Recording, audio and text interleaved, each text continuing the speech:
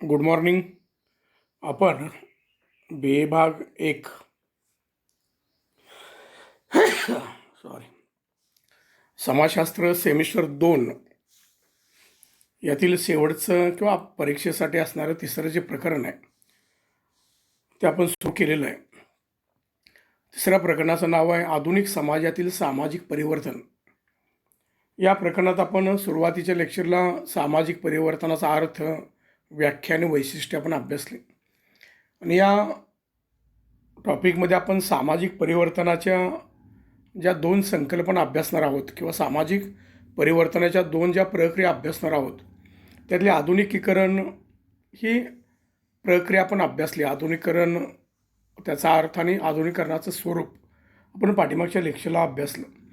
सामाजिक परिवर्तनाची दुसरी प्रमुख प्रक्रिया म्हणून आपण जागतिकीकरणाच्या प्रक्रियेचा विचार करू शकतो. सर्वसामान्यपणे आर्थिकदृष्ट्या जगाला एकत्रित करणारी, आर्थिक पुनर्रचना करणारी किंवा आर्थिक सुधारणांना चालना देणारी आणि एक जागतिक पातळीवर एक जागतिक बाजारपेठ निर्माण करणारी एक परिवर्तनाची, म्हणजे औद्योगिकदृष्ट्या, सामाजिकदृष्ट्या, आर्थिकदृष्ट्या परिवर्तनाला चालना देणारी एक प्रमुख प्रक्रिया म्हणून आपण जागतिकीकरणाच्या प्रक्रियेचा या ठिकाणी विचार करू शकतो. त्यामुळे सर्वसामान्यपणे संपूर्ण जगात जे आज आर्थिक परिवर्तन सुरू आहे, आर्थिक सुधारणा सुरू आहे, ज्याला आर्थिक पुनर्रचना कार्यक्रम पण सुरू आहे त्याला म्हणू शकतो. त्या आर्थिक पुनर्रचना का झाली तर जगाची एक जागतिक अर्थव्यवस्था निर्माण करण्यासाठी, जागतिक बाजारपेठ निर्माण करण्यासाठी किंवा प्रत्येक देशातल्या व्यक्तीला, इंडस्ट्रीला, उद्योगाला आपला उत्पादित माल जगातील कोणत्याही देशातील बाजारपेठेत नेमून विकण्यासाठी ज्या प्रक्रियेचा प्रारंभ झाला त्या प्रक्रियेला आपण जागतिकीकरणाची प्रक्रिया म्हणू शकतो.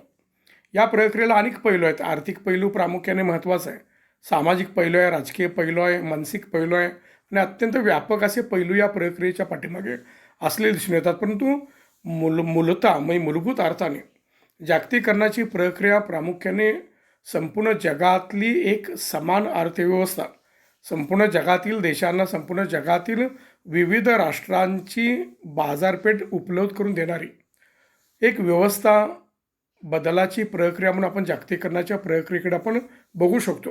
1991ला भारतानं जागतिकीकरणाच्या प्रक्रियेत general agreement trade and tariff, GATT करार म्हटलं जातं, GATT, या गॅट करारावर सही केली. म्हणजे आपण जनरल म्हणजे जगातला व्यापार भारताशी करण्यासाठी, भारताचा व्यापार जगाशी वाढवण्यासाठी आपण जो गॅट करार आहे, जागतिकीकरणाच्या प्रक्रियेचा भाग आहे, तो गॅट करारावर पण 1991ला नरसिंहराव पंतप्रधान असताना आपण त्याच्यावर सही केली. म्हणजे आपण जगातल्या जागतिक अर्थव्यवस्था निर्माण करणाऱ्या व्यवस्थेत आपण प्रवेश केला आणि त्यातून खऱ्या अर्थाने जागतिकीकरणाच्या प्रक्रियेचा विकासाला प्रारंभ किंवा जागतिकीकरणाची प्रक्रिया भारतीय समाजाच्या विकासाला सुरू झाली.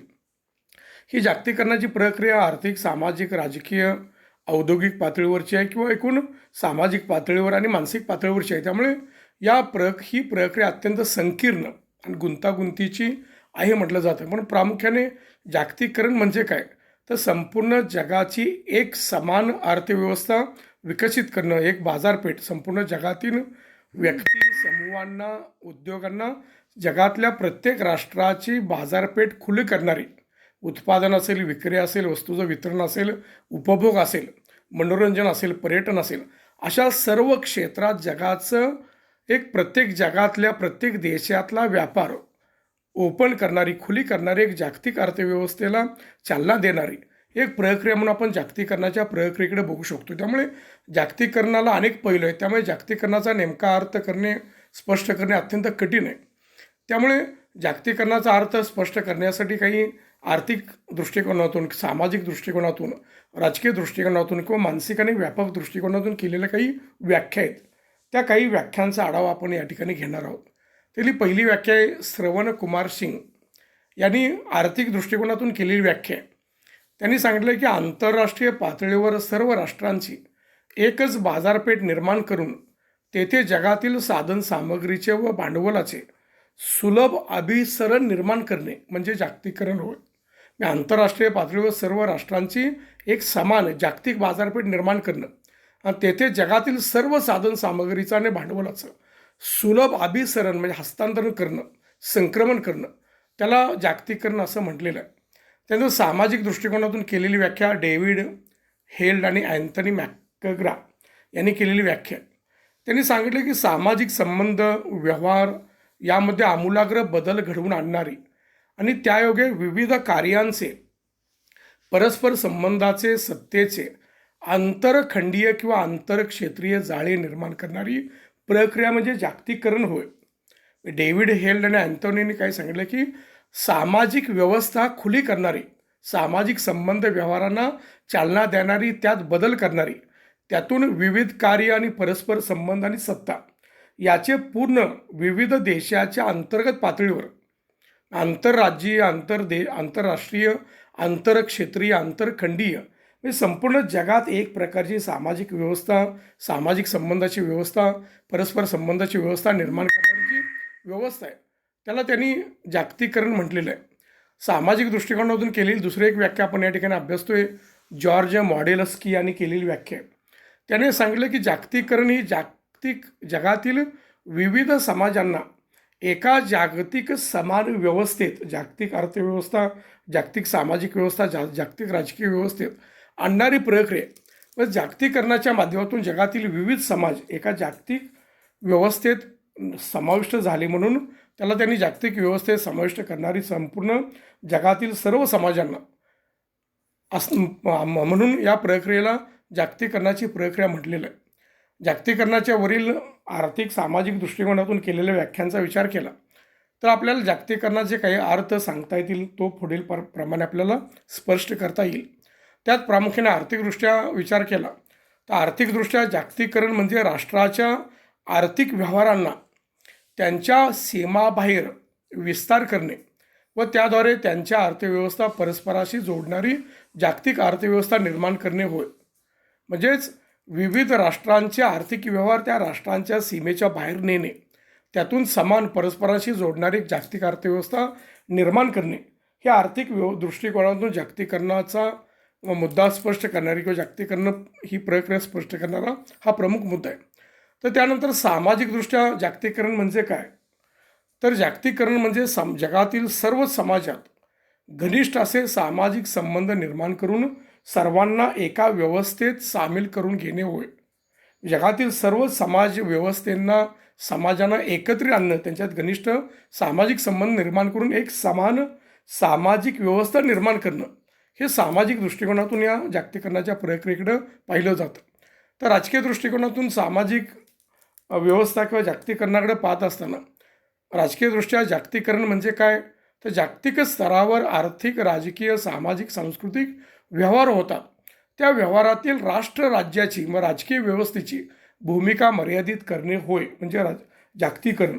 या प्रक्रियेचा राजकीय पैलू काय सांगतो, तर जगाच्या व्यवहारात, विविध राष्ट्रांच्या व्यवहारात त्या प्रत्येक जगातल्या प्रत्येक राष्ट्राची जी राजकीय व्यवस्था आहे, राजकीय भूमिका आहे, त्यांचा हस्तक्षेप कमी करणारी प्रक्रिया म्हणून आपण जागतिकीकरणाच्या प्रक्रियेकडे त्यांनी पाहिलेलं आहे.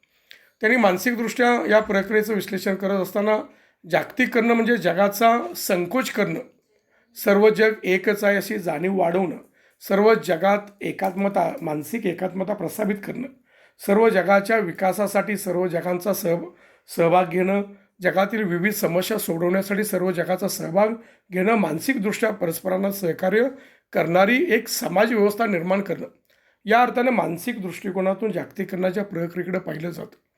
आणि संपूर्ण सर्वच दृष्टिकोनातून, सर्व स्पर्शी दृष्टिकोनातून, व्यापक दृष्टिकोनातून आपण जागतिकीकरणाकडे जर बघितलं तर व्यापक दृष्टिकोनातून जागतिकीकरणाच्या प्रक्रियेचा विचार करता जागतिकीकरण ही जगातील सर्वच लोकांना, राष्ट्रांना व समाजात, सर्वच लोक, राष्ट्र व समाजात घनिष्ठ असे आर्थिक, वित्तीय, वाणिज्य, राजकीय, सामाजिक, सांस्कृतिक परस्पर संबंध प्रस्थापित करून संपूर्ण जगाची एकच व्यवस्था, एकच आर्थिक व्यवस्था, एक सामाजिक व्यवस्था, मानसिक पातळीवर एकात्मता निर्माण करणं, राजकीयदृष्ट्या देशांचा प्रभाव कमी करणं, यातून समान व्यवस्था निर्माण करणे म्हणजेच जागतिकीकरणाची व्यापक दृष्टिकोनातून आपण या जागतिकीकरणाच्या संकल्पनेचा अर्थ समजावून घेऊ शकतो. म्हणजेच आर्थिक, वित्तीय, वाणिज्य, राजकीय, सामाजिक, सांस्कृतिक पातळीवर समान परस्पर संबंध प्रस्थापित करून संपूर्ण जगाची एकच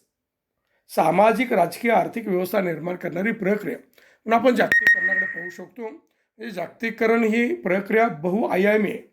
या प्रक्रियेला अनेक पैलू आहेत. अनेक पैलूच्या माध्यमातून या प्रक्रियेला आपण पाहू शकतो. आपण या मुद्द्याच्या निमित्तानं जागतिकीकरणाच्या प्रक्रियेचं नेमकं स्वरूप अभ्यास असताना काही वैशिष्ट्य अभ्यासणार आहोत. त्यातलं पहिलं वैशिष्ट्य आहे जागतिकीकरणाच्या वैशिष्ट्यातलं जागतिक अर्थव्यवस्था निर्माण करणं. जागतिकीकरणाच्या या प्रक्रियेचा मूलभूत हेतू हाच होता, समान अर्थव्यवस्था निर्माण करणं, जागतिक अर्थव्यवस्था निर्माण करणं किंवा प्रत्येक देशातली बाजारपेठ जगातल्या प्रत्येक देशाला खुली करणं. याला जागतिकीकरणाची ही प्रमुख वैशिष्ट्य म्हणून याच्याकडे बघू शकतो. त्यामुळे जागतिक अर्थव्यवस्था निर्माण करणं, त्याला प्राधान्य देणं, यासाठी जागतिकीकरणाची प्रक्रिया सुरू झाली. त्यामुळे जागतिक पातळीवर अर्थव्यवस्था निर्माण करणारी प्रमुख प्रक्रिया, या प्रक्रियेत जागतिक व्यापारावरील निर्बंध दूर करण्याचा प्रयत्न केला जातो, शिथिल केला जातो. जगातलं प्रत्येक देशाचं आयात निर्यात धोरण हे लवचिक केलं जातं. प्रत्येक देशातल्या उत्पादित मालाला दुसऱ्या देशातली बाजारपेठ उपलब्ध करून देण्यासाठी आवश्यक नियमात बदल केले जातात. व्यापारावर निर्बंध दूर करणं, शिथिल करणं, वेगवेगळ्या राष्ट्रातील भांडवल, तंत्रज्ञान, बाजारपेठ, श्रम इत्यादी घटकांचं एकत्रीकरण करून विशाल आकार असणाऱ्या जगाचं प्रत्यक्ष व्यवहार करण्यासाठी एका लहान समुदायात, लहान आर्थिक समुदायात रूपांतर करणं ही या प्रक्रियेला अपेक्षित आहे, अभिप्रेत असलेली दिसून येते. त्यामुळे म्हणजे सर्वच राष्ट्रांची समान अर्थव्यवस्था ही जागतिक अर्थव्यवस्थेशी एकात्म करणं. त्यामुळे कोणत्याही राष्ट्रातील उत्पादित वस्तू जगात कोटी विक्रीसाठी उपलब्ध होऊन संपूर्ण जगाची एक बाजारपेठ निर्माण करणं हे या प्रक्रियेचं प्रमुख वैशिष्ट्य म्हणून जागतिक अर्थव्यवस्था निर्माण करणं हे प्रमुख वैशिष्ट्य म्हणून याच्याकडे आपण बघू शकतो. तर जागतिक अर्थव्यवस्था निर्माण करण्याच्या प्रक्रियेचा पुढचा टप्पा काय सांगतो, तर जगाच्या प्रत्येक देशातल्या राज्यव्यवस्थेने जगातल्या म्हणजे त्या देशातल्या आर्थिक संबंधावर जे निर्बंध घातलेले आहेत ते दूर करणं. निर्बंध दूर करणाऱ्या प्रक्रिया कोणती आहे, तर उदारीकरण व खाजगीकरण. तो जागतिकीकरणाचं स्वरूप स्पष्ट करणारे हे प्रमुख वैशिष्ट्य आहे, उदारीकरण व खाजगीकरण. तर जागतिकीकरण ही प्रक्रिया उदारीकरण आणि खाजगीकरण या दोन प्रक्रियाशी महत्त्वाची आहे, संलग्न आहे. या दोन प्रक्रियेच्या माध्यमातून जागतिकीकरणाची प्रक्रिया यशस्वी होऊ शकते. त्यामुळे जागतिकीकरणाच्या प्रक्रियेत सामील होणाऱ्या प्रत्येक राष्ट्राला उदारीकरण व खाजगीकरण या प्रक्रियेचा स्वीकार करणं भाग पडत आहे किंवा स्वीकार करणं हे त्यांच्यासाठी बांधील आहे. जी 1991ला भारतानं ज्यावेळी जागतिकीकरणाच्या करारावर, ज्याला गॅट करार म्हटलं जातं, GATT गॅट करार, त्या करारावर सही केली, त्यावेळेला भारतानं हळूहळू भारतात उदारीकरणाची प्रक्रिया सुरू केली, खाजगीकरणाची प्रक्रिया सुरू केली आणि हे जागतिकीकरणाला अभिप्रेत आहे. अनेक वेळा आपल्याला वाटतं की आज सरकारी संस्था खाजगी होत आहेत, पण जागतिकीकरणाच्या प्रक्रियेत या गोष्टी आलेल्या आहेत, त्याला आपण विरोध करू शकत नाही. त्यामुळे उदारीकरण आणि खाजगीकरण या प्रक्रियांचा स्वीकार करणं हे जागतिकीकरण प्रक्रियेचा एक आमूलाग्र भाग आहे. मग यात उदारीकरण म्हणजे काय, तर आर्थिक प्रक्रियावरील अवांछनीय असे शासकीय निर्बंध, नियंत्रणे, नियमने दूर करणे किंवा शिथिल करणे होय. याला उदारीकरण म्हटलं जातं. म्हणजेच देशातली अर्थव्यवस्था उदार करणं. आर्थिक प्रक्रिया कोणकोणत्या आहेत, उत्पादन आहे, वितरण आहे, विनिमय आहे, उपभोग आहे, गुंतवणूक आहे, श्रम पुरवठा आहे. या आर्थिक प्रक्रियेवर असणारे त्या देशाचे निर्बंध, शासकीय निर्बंध, नियंत्रणे, नियमने दूर करणे, म्हणजेच आर्थिक प्रक्रिया उदार करणे, सर्वांसाठी खुली करणे, याला उदारीकरण असं म्हटलं जातं. त्याचबरोबर खाजगीकरण त्याची दुसरी बाजू आहे. तर खाजगीकरण म्हणजे काय, तर सार्वजनिक उद्योगांची मालकी. सार्वजनिक उद्योग म्हणजे काय, तर सरकारी उद्योग. सरकारी उद्योगांची, सार्वजनिक उद्योगांची जी मालकी आहे ती खाजगी क्षेत्राकडे हस्तांतरित करणं किंवा त्या क्षेत्रातली जे कर्मचारी आहेत त्यांच्याकडे त्या मालकी हक्क देणं किंवा उद्योग भाडेपट्टीने खाजगी क्षेत्रात चालवण्यासाठी देणे. म्हणजेच जे उद्योग आहेत, ज्या उद्योगावर सरकारी मालकी आहे, ज्या उद्योगांना आपण सार्वजनिक उद्योग म्हणू शकतो, त्या उद्योगावरचा सरकारचा मालकी हक्क टप्प्याटप्प्याने कमी करणे, एकतर ते उद्योग भाडेपट्ट्यानं चालवण्यासाठी देणे, एकतर ते उद्योग खाजगी उद्योगधंद्याने विकणे, एकतर त्या उद्योगातले असणाऱ्या कर्मचाऱ्यांना ते उद्योग चालवायला देणे, याला खाजगीकरण म्हटलं जातं. आणि हे उदारीकरण व खाजगीकरण या जागतिक प्रक्रियेची दुसरी बाजू आहे. जागतिकीकरण उदारीकरणाच्या आणि खाजगीकरणाच्या माध्यमातूनच यशस्वी होतं, म्हणून ते एक जागतिकीकरणाच्या प्रक्रियेचं प्रमुख वैशिष्ट्य म्हणून याच्याकडे आपण बघितलं. तर तिसरं वैशिष्ट्य आहे सामाजिक प्रक्रिया. जागतिकीकरणाची प्रक्रिया जागतिक बाजारपेठ निर्माण करणारी असली तरी देखील अनेक समाजशास्त्रज्ञांनी हे एक प्रमुख समाज व्यवस्थेत बदल घडवून आणणारी सामाजिक प्रक्रिया. कारण असं म्हटलं जातं की आर्थिक व्यवस्थेतला बदल सामाजिक जीवनावर प्रभाव टाकतो आणि समाज व्यवस्थेत बदल होतो. त्यामुळे अनेक समाजशास्त्रज्ञांनी या प्रक्रियेकडं सामाजिक प्रक्रिया म्हणून पाहिलेलं आहे. त्यात प्रामुख्याने जॉर्ज मॉडेलस्कीच्या मते जागतिकीकरण ही विविध समाजांना एक जागतिक व्यवस्थेत आणणारी प्रक्रिया आहे. तर अँथोनी गिडेन्सच्या मते जागतिकीकरणामुळे जगातील लोकांच्या सामाजिक संबंधाच्या व्यवस्थेत परस्पर समन्वय निर्माण होऊन खुला झालेला जागतिक व्यापार जगातल्या प्रत्येक राष्ट्रातल्या प्रत्येक समाजाचा इतर राष्ट्रातल्या प्रत्येक समाजाशी संबंध येतो. तंतूत परस्पर समन्वय निर्माण होऊन जागतिक व्यापार निर्माण होतो. तो निर्माण कोणत्या कारणातून होतो तर जागतिक व्यापार, जलद गतीचे वाहतुकीची साधने, दळणवळणाची साधने, उपग्रहीय संप्रेषण, जनसंप्रेषण व्यवस्था असेल, जनसंपर्क व्यवस्था म्हणू शकतो, माहिती तंत्रज्ञानाचं जाळ आहे, इत्यादी सोयीसुविधा उपलब्ध झाल्याने जगातील विविध समाजात कितीतरी अधिक पटीने म्हणजे पूर्वीपेक्षा आज कितीतरी अधिक पटीने परस्पर संबंध वाढलेले आहेत. जगातले अनेक समाज परस्परावलंबी बनत आहेत. यातून एक जागतिक सामाजिक व्यवस्था, समाज व्यवस्था उदयास येत आहे. त्यामुळे एखाद्या समाजातल्या उद्भवलेल्या एखाद्या घटनेचा प्रभाव जगातील अनेक देशावर, अनेक समाजावर पडू लागलेला आहे. त्याचबरोबर जगातील एखाद्या समाजात निर्माण झालेली एखादी समस्या ही संपूर्ण जगाला आपली वाटत आहे. त्यामुळे उद्योग असेल, व्यापार, पर्यटन, रोजगार, सामाजिक व्यवस्था इत्यादीच्या निमित्ताने लोकांचं परस्पर संबंध वाढलेले आहेत, परस्परावलंबन वाढलेलं आहे. दोन राष्ट्रात लोकांच्या समन्वय सांस्कृतिक, आर्थिक, सामाजिक, पर्यटनाच्या माध्यमातून, उद्योगाच्या माध्यमातून, व्यापाराच्या माध्यमातून समन्वय निर्माण झालेलं आहे. यातून काय झालं आहे तर या परस्पर संबंधातून एक सामाजिक व्यवस्था निर्माण होत आहे. त्यामुळे एक विश्वची माझे घर, ग्लोबल व्हिलेज, जागतिक खेडेगाव ही संकल्पना, ही जाणीव वाढीस लागली आहे किंवा जाणीवाला चालना मिळालेली दिसून येते. त्यानंतर विकसित राष्ट्रांचे वर्चस्व. जागतिकीकरणाची प्रक्रिया जगावर कोणी लादली तर विकसित राष्ट्रांनी. त्यात प्रामुख्याने अमेरिका असेल, रशिया असेल, जर्मनी असेल, जपान असेल, इंग्लंड असेल, फ्रान्स असेल, हे जे विकसित राष्ट्र आहेत, या विकसित राष्ट्रांचा जागतिकीकरणाच्या प्रक्रियेवर प्रभाव आहे. कारण जागतिकीकरणाची प्रक्रिया का गरजेची वाटली विकसित राष्ट्रांना तर त्या राष्ट्रातला एक्सेस झालेला माल, म्हणजे सर्वाधिक उत्पादित झालेला माल, तो त्यांच्या बाजारपेठेत खपू शकत नाही. म्हणून विकसनशील राष्ट्रांची किंवा अविकसित राष्ट्रांची बाजारपेठ त्यांच्या उत्पादित मालाला खुली करण्यासाठी निर्माण झालेली प्रामुख्याने प्रक्रिया म्हणून जागतिकीकरणाच्या प्रक्रियेकडे बघितलं जातं. त्यामुळे ही प्रक्रिया विकसित राष्ट्रांनी डेव्हलप केलेली आहे. का तर त्यांच्या राष्ट्रात उत्पादित झालेला माल जगातील अनेक राष्ट्रातल्या बाजारपेठेत नेऊन विकण्यासाठी, जगातल्या अनेक राष्ट्रांची बाजारपेठ विकसित राष्ट्रातल्या उत्पादनांना खुली करण्यासाठी, त्या बाजारपेठ खुली करण्यासाठी केलेला प्रयत्न म्हणून आपण जागतिकीकरणाकडे बघू शकतो. त्यामुळे जागतिकीकरणात या विकसित राष्ट्रांचं विकसनशील आणि अविकसित राष्ट्रावर प्रभाव असलेला दिसून येतो. कारण जागतिकीकरणाच्या प्रक्रियेतून जी माध्यमे विकसित झालीत, तर संयुक्त राष्ट्रसंघ असेल, जागतिक बँक असेल, आंतरराष्ट्रीय नाणेनिधी, या जागतिकीकरणाची जी प्रमुख माध्यमं आहेत, ज्याच्या माध्यमातून जागतिकीकरणाची प्रक्रिया राबवली जाते, त्या माध्यमावर विकसित राष्ट्रांचा प्रभाव आहे.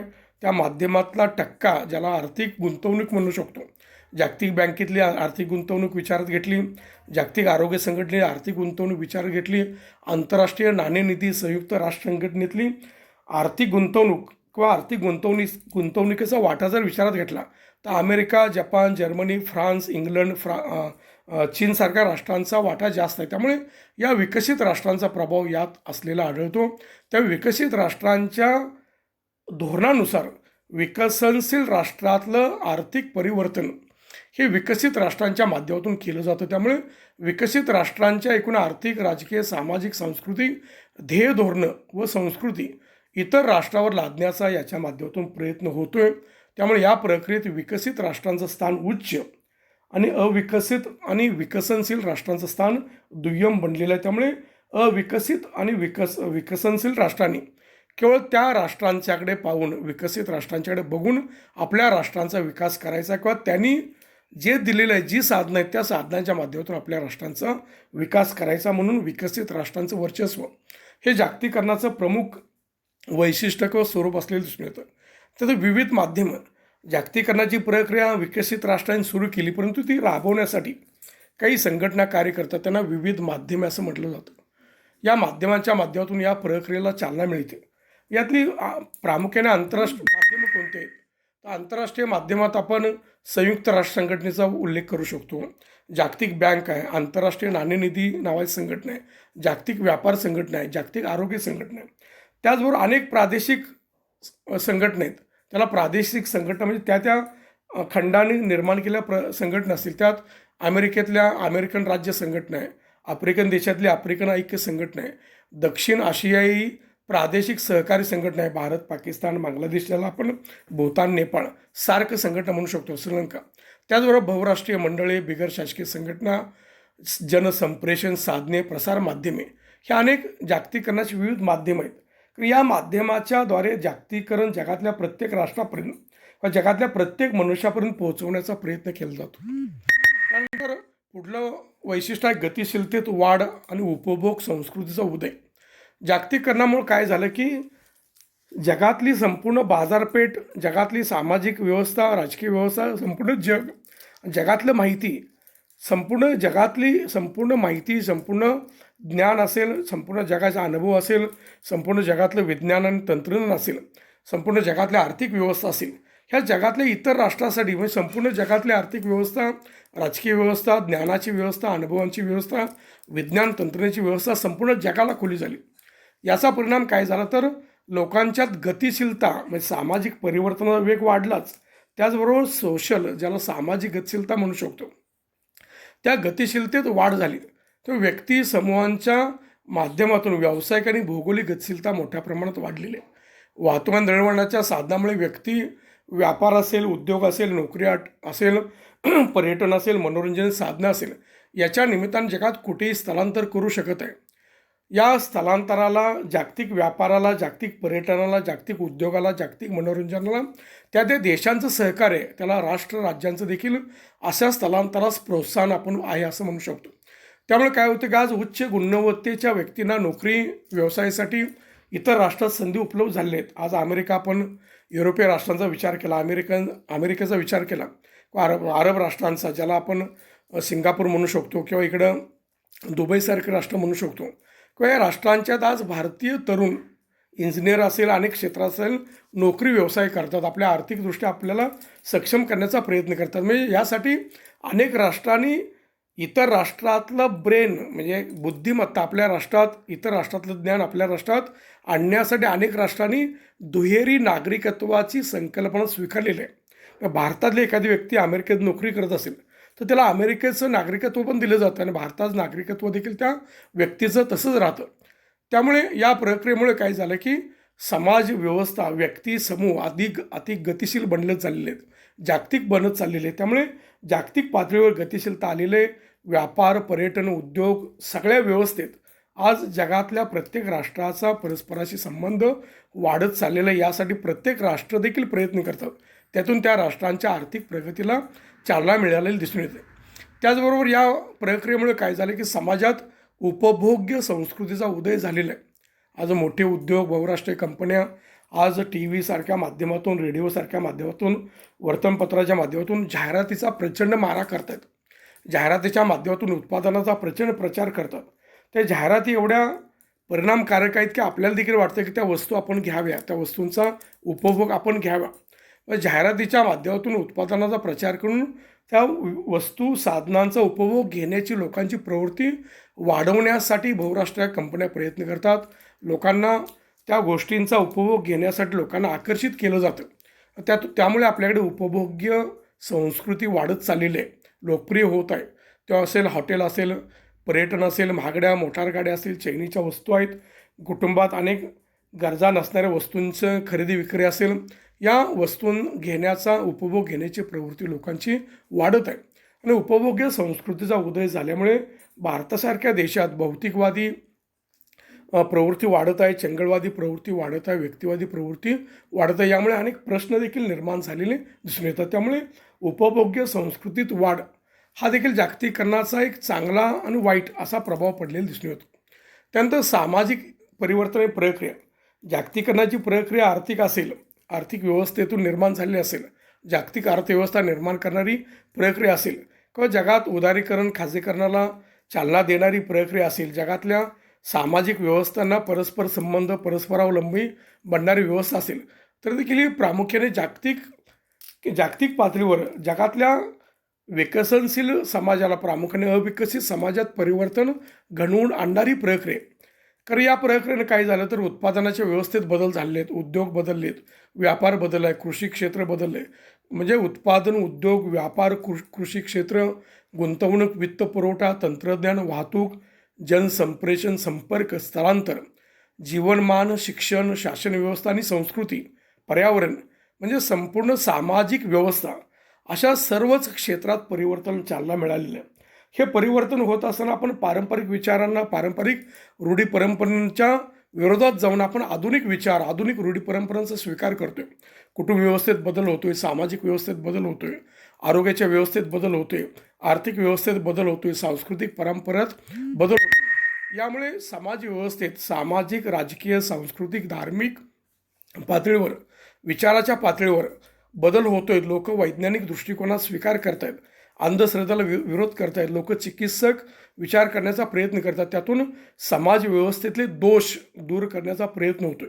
याला आपण सामाजिक व्यवस्थेत परिवर्तनाला चालना देणारी प्रक्रिया म्हणून आपण जागतिकीकरणाच्या प्रक्रियेकडे बघू शकतो.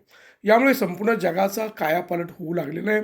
जागतिकीकरणामुळे सामाजिक परिवर्तनाला मोठी चालना मिळालेली आहे. तर जगाचा चेहरा मोहरा बदलत आहे. जग एक खेडेगाव या पद्धतीची संकल्पना याच्या माध्यमातून विकसित होते. जगातल्या कुठल्याही देशातली कुठलीही गोष्ट संपूर्ण जगापर्यंत पोहोचते, त्याचे परिणाम होतात. एखाद्या समाजातला प्रश्न संपूर्ण जागतिक व्यासपीठापर्यंत पोहोचतोय. हे उदाहरण द्यायचं तर भारतातल्या शेतकऱ्यांच्या ज्या चळवळीत, आता कृषी कायद्याला विरोध करण्यासाठी गेली वर्षभर दिल्लीच्या सीमारेषेवर जे भारतातल्या अनेक शेतकरी संघटनांनी जी कृषी कायद्याने विरोध करणारी चळवळ उभी केली आहे, त्याला जागतिक पातळीवर मिळणारं पाठबळ, याला जागतिक समाज व्यवस्था निर्माण करणारं उदाहरण म्हणून आपण बघू शकतो. तर ही प्रक्रिया समाजाच्या विकासाला पूरक आहे, ते समाजाच्या विकासाला मारक आहे. त्यामुळे मानव समाजावर या प्रक्रियेचा चांगला परिणाम होतो, इष्ट परिणाम होतो, विवेकी परिणाम होतो. तसेच या प्रक्रियेचे काही अनिष्ट परिणाम देखील या ठिकाणी होत आहेत.